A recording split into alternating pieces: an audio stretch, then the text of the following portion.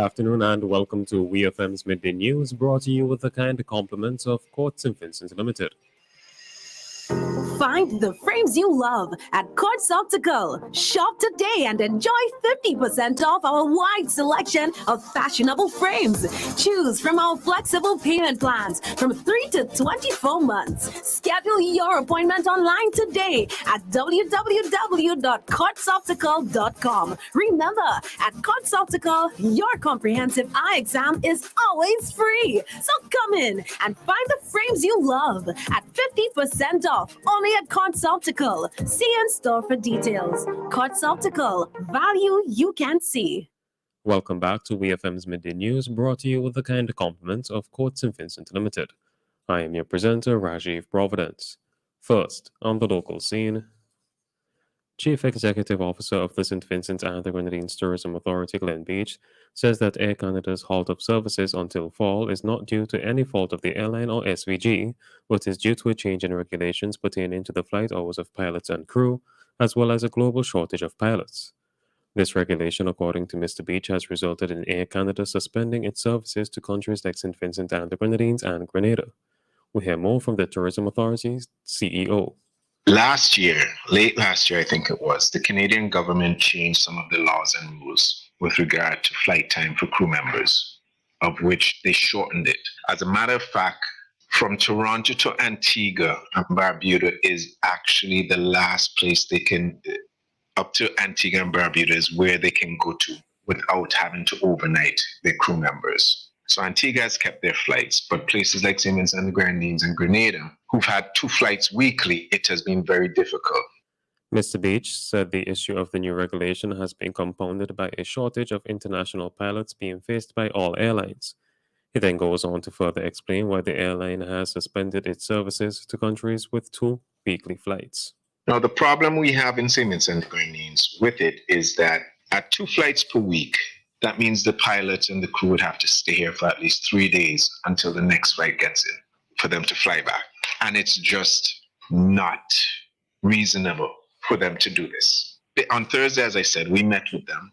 And basically, it's that any country that cannot sustain more than 2 flights weekly, it is difficult for them to do that because it means their pilots would be here, their crew members would just be here doing nothing for those few days. That was the Chief Executive Officer of the St. Vincent and the Grenadines Tourism Authority, Glen Beach. Mr. Beach noted that SVG had proposed a solution to the issue to Air Canada, but did not disclose any details of the solution at the time. The Stubbs Police Youth Club has successfully launched its male-to-male mentorship program on Saturday, February 25th, 2023, at the Stubbs Gospel Church, under the theme A Role to Play, Realizing My Potential. 14 secondary school boys from Forms 1 to 5 were attached to 11 mentors for a period of 1 year with quarterly evaluation sessions. According to the club, the overall objective of the program is to increase positive behaviors and reduce risk among boys in our community, and by extension the country, and improve confidence and self-worth in order to help them make healthy choices and reach their full potential. Keynote speaker at the launch was Mr. Stanley Brown, General Manager of Sagicor. Mr. Brown, in his remarks, urged the mentees to become the best you can be. If you can dream it, you can live it. Set goals and do not limit yourself. Talent alone is not enough. Be prepared to work hard. Still on the local scene, Minister of Agriculture Subota Caesar has called out those here in St. Vincent and the Grenadines who are overcharging for local produce. Minister Caesar, during a call to WEFM's Activated Mornings program earlier today, said that a number of persons are buying the produce at low prices and reselling them at prices that are too expensive. We hear more from the Agriculture Minister. A lot of this food that we have, let us make it affordable for the person who is in the bank working or in the public service working or Crystal who is in studio. Mm-hmm. But I am saying that there are many persons, there are several persons within the country who are trading goods and they're selling the goods too expensive. I am not fearful to say that. I am not fearful because if I could say that when the traffickers take the goods to Trinidad and Tobago, that there are people in Trinidad who are taking the goods from the traffickers underpriced and selling it for exorbitant amounts of money. I could say so that in St. Vincent that there are persons who are moving bananas from Salt Rivers and Diamond, where they're buying it cheap. And when they come to Kingston, they're jacking up the price. Minister Caesar said this practice of selling goods at exorbitant prices is deterring locals from buying locally produced goods. He said that while he understands that the sellers have costs to cover, there has to be a level of reasonableness when it comes to pricing goods.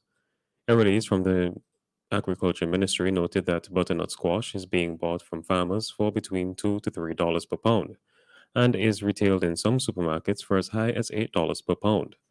The ministry will be publishing at the end of February a cost of production manual to assist farmers in properly calculating the cost of production for all commodities produced in SVG.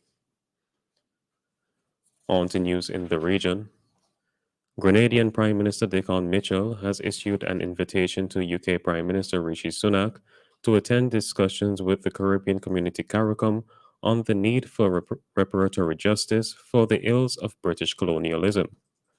According to Loop News, Mitchell issued the call as he received an apology from members of the wealthy Trevelyan family for their ancestors' role in enslaving over 1,000 Africans at their 6 plantations.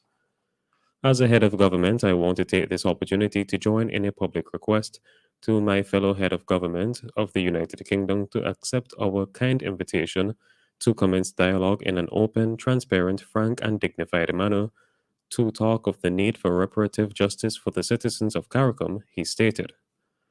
Mitchell's call for a dialogue with Sunak, French President Emmanuel Macron, and Spanish Prime Minister Pedro Sanchez echoed one made by Laura Trevelyan, as she and members of her family apologized to Grenada. Jamaicans across the diaspora are being praised for their contribution in helping the Jamaican economy stay afloat through remittances during the COVID-19 pandemic.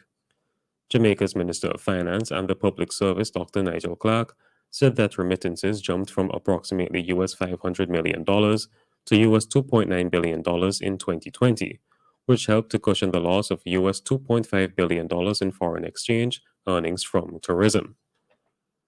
Remittance inflows further increased in 2021, exceeding $3.3 billion, Loop News reports. The minister was speaking recently at an Adopt a Clinic ceremony for the Sunrise Health Center. The facility, located in the minister's St. Andrew Northwestern constituency, is being supported by Jamaican-born Patrick Lafay, who owns and operates the USafe tech security firm, which is based in the United Kingdom.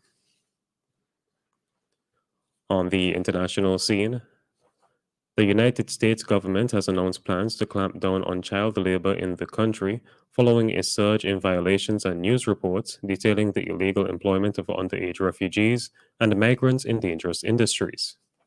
U.S. officials said on Monday that the Department of Labor had seen a nearly 70% increase in child labor violations since 2018, with 835 companies found to have violated child labor laws in the last fiscal year alone.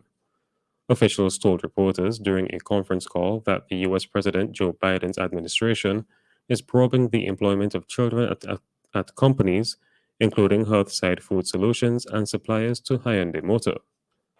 According to Al Jazeera, to try to curb the rise, a joint task force by the Department of Labor and the Department of Health and Human Services, responsible for unaccompanied minors arriving in the country, will seek to improve information sharing between the two agencies.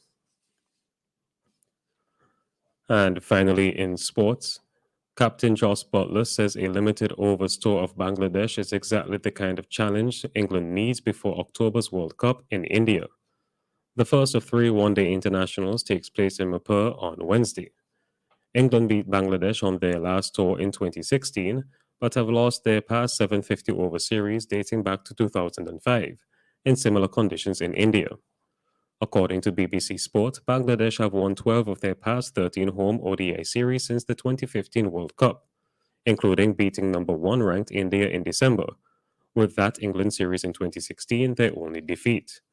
This assignment will be the last limited overs cricket England will play for almost 6 months, and their final overseas games before they defend their 50 over World Cup title on the subcontinent. This has been WEFM's Midday News. I have been your presenter, Rajiv Providence. Join us again at 3 p.m. for WEFM's 3 p.m. News. WEFM's Midday News is brought to you with the kind compliment of Courts St. Vincent Limited. Get the kind of value you love that's unmatched at Courts now. We're unmatched in quality and prices. Buy any item and get up to 30% off the second item of same or equal value store-wide.